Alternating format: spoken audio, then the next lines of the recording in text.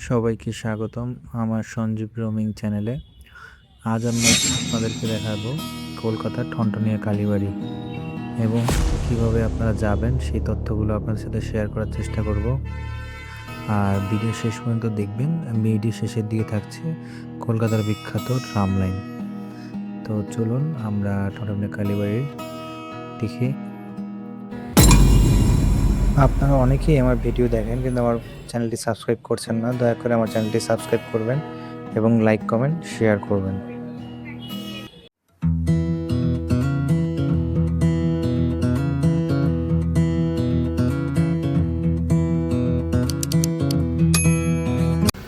আমাদের যাত্রাটি শুরু হয় গড়িয়াহাটার মোড় থেকে।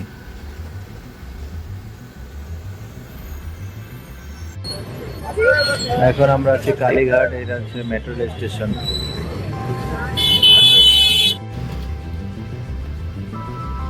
আমরা উঠেছি 9A বাসে। এই বাসে মহিলাদের ভাড়া ফ্রি, আপনি যেখানে যান মহিলাদের কোনো ভাড়া লাগবে না।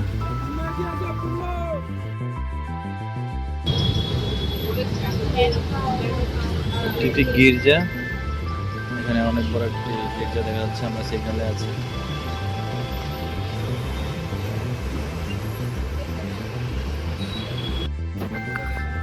এখন আপনাদের সাথে আলোচনা করি আপনার কীভাবে ঠনঠনিয়া কালীবাড়ি আসবেন। আপনারা কলকাতার যেখানেই থাকুন না কেন আপনারা চলে আসবেন মেডিকেল, এটিকে সরকারি হসপিটাল অথবা কলেজ স্ট্রিটে। এখান থেকে আপনারা সরাসরি কলেজ স্ট্রিট হয়ে বরাবর সোজা চলে আসলে যে কাউকে বলে দিলে আপনাদের হয়তো বা আধা ঘন্টা লাগবে এই মেডিকেল থেকে হেঁটে আপনারা ঠনঠনিয়া কালীবাড়ি চলে আসতে পারবেন। আমি আর আমার বাবা মা এই গড়িয়াহাট থেকে বাসে করে উঠে এই মেডিকেল এসে নামি, তারপর সেখান থেকে হেঁটে আমরা কলেজ স্ট্রিট হয়ে আমরা চলে যাই ঠনঠনিয়া কালীবাড়ি। অফিসিয়াল ওয়ার্কিং ডে হওয়াতে রাস্তায় অনেক জ্যাম থাকে, তাই আমাদের বাসে গড়িয়াহাট থেকে আসতে প্রায় 1.5 থেকে 2 ঘন্টার মতো সময় লেগে যায়।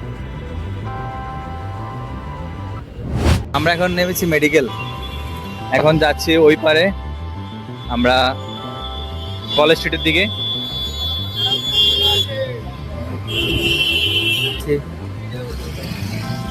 বালিগঞ্জ থেকে এখন আস্তে আস্তে সন্ধ্যা হয়ে গিয়েছে, দেখা যাক। আমি এখন কলেজ স্ট্রিট রোডে আছি।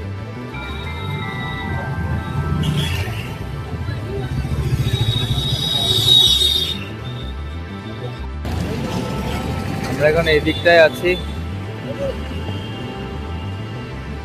এইদিকে হচ্ছে ঠনঠনিয়া কালীবাড়ি মন্দির রাস্তা। রাত্রে বলে অন্ধকার, কিন্তু রাস্তা অনেক লাইট আছে। এটা হচ্ছে কলেজ স্ট্রিট, আমরা কলেজ স্ট্রিট রোডে দিয়ে হাঁটতেছি।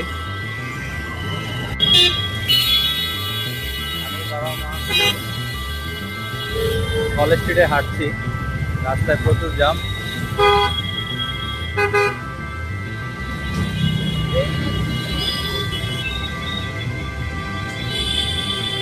আমরা এই সোজাই সামনে গেলে ওই দিকটায় ঠনঠনিয়া কালীবাড়ি।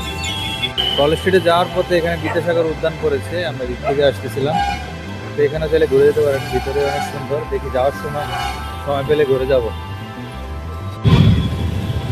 এই দিকটা হচ্ছে সব শাড়ির দোকান, এখানে আপনারা চাইলে যে কোনো ভালো শাড়ি নিতে পারেন।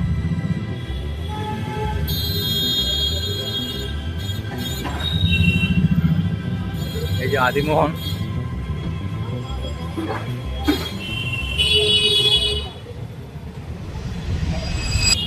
আমরা এখন চলে এসেছি ঠনঠনিয়া সিদ্ধেশ্বরী কালীবাড়ি। এই হচ্ছে সেই কালীবাড়ি, পাশেই রয়েছে বিভিন্ন শপ যেখান থেকে আপনি ডালি পূজার জন্য কিনে যেতে পারবেন। এই হচ্ছে রোড, আমরা হচ্ছে এদিক থেকে এসেছি, হেঁটে হেঁটে এসেছি। এখানে চাইলে আপনার বাসও ধরতে পারবেন, 234 নম্বর বাস, এগুলো এখান দিয়ে আসে। এই দিকটায় হচ্ছে ধূপকাঠি মোমবাতি জ্বালানোর ব্যবস্থা রয়েছে। এই হচ্ছে মন্দির, একবার রাস্তার পাশেই। আপনারা রাস্তার পাশে আসলে আপনারা দেখতে পাবেন এখানে।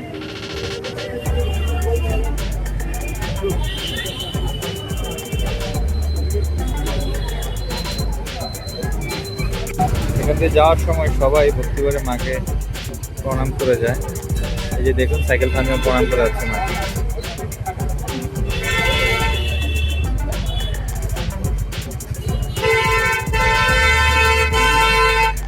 আমরা কিছু ধূপকাঠি মোমবাতি নিয়ে নিলাম, এখন মায়ের উদ্দেশ্যে দেব।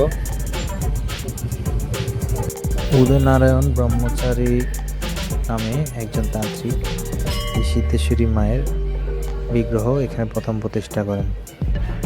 সাধারণত সকাল 6টা থেকে 11টা পর্যন্ত এবং বিকেল 3টা থেকে রাত 8টা পর্যন্ত এই মন্দির খোলা থাকে, তবে অমাবস্যা, মঙ্গলবার ও শনিবার ভিড় বেশি হয়। অনেক পুরনো এবং রাস্তার পাশে মন্দিরটি দেখুন। সবাই যাওয়ার পথে এখানে গাড়ি থামিয়ে মাকে নমস্কার করে যাচ্ছে। এদিকটা ঠনঠনিয়া মা কালীর মন্দির, এদিকটায় আবার ভোলানাথের।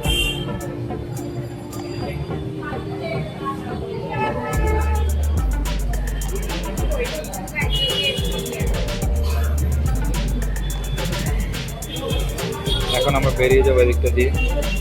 সবাই রাতের বেলা অফিস থেকে ফেরার পথে সবাই পুজো করছে মায়ের। এটা হচ্ছে আরেকটি গেট বাবা ভোলানাথের, এখান দিয়েও ভোলানাথের আরেকটি রূপ দেখা যাচ্ছে। আপনারা অনেকেই আমার ভিডিও দেখেন কিন্তু আমার চ্যানেলটি সাবস্ক্রাইব করছেন না, দয়া করে আমার চ্যানেলটি সাবস্ক্রাইব করবেন এবং লাইক, কমেন্ট, শেয়ার করবেন। পাশে হচ্ছে মহাদেব ভোলানাথ, আর এই দিকটা হচ্ছে ঠনঠনিয়া কালীবাড়ি মায়ের মূল গর্ভগৃহ মন্দির।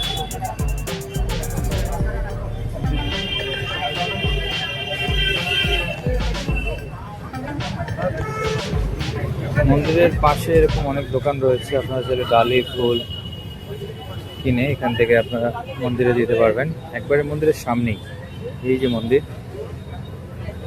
আর এদিকটা হচ্ছে সব ডালির দোকান।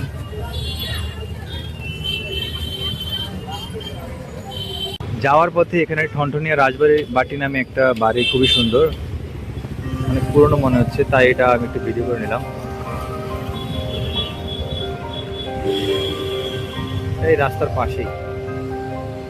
এখন আপনাদেরকে দেখাবো কিভাবে মেট্রো স্টেশন হয়ে এই ঠনঠনিয়া কালীবাড়িতে আসবেন।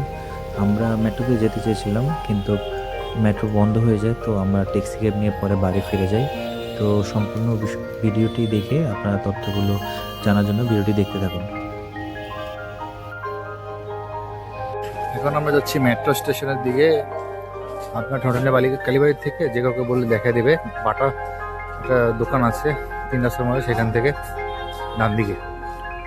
আমরা একটা বাজার মধ্যে আসছি, এটা একটু গলি রাস্তা, এদিকটা হচ্ছে সেই বাটার মেইন রাস্তা।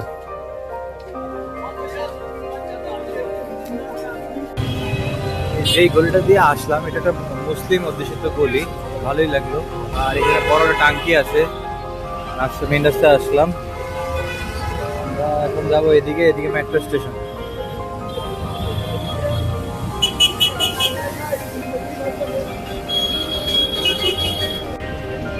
এদিকটা হচ্ছে বাটা সিগন্যাল, আর এদিকটা হচ্ছে মেট্রো। এই হচ্ছে মেইন রাস্তা।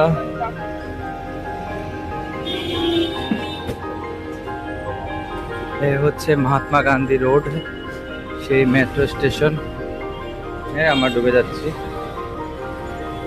এই হচ্ছে পিছনের দিক মেইন রাস্তা। এখন আমরা ভাড়াটিতে করে উঠে পড়লাম।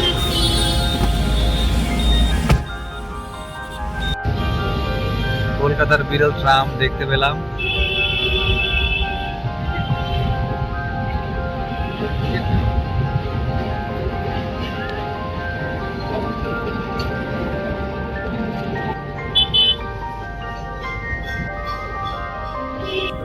ঠনঠনিয়া কালীবাড়ির থেকে আপনারা কলকাতার যে কোনো দিকেই যাওয়ার বাস, ট্যাক্সি পেয়ে যাবেন। এছাড়াও মেট্রো তো রয়েছে।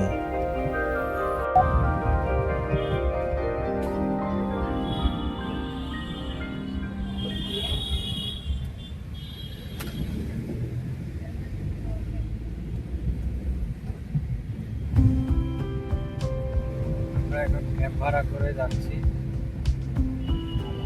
থাকার জায়গায়। মেট্রো তো যেতে চেয়েছিলাম কিন্তু মেট্রো বন্ধ হয়ে গিয়েছে।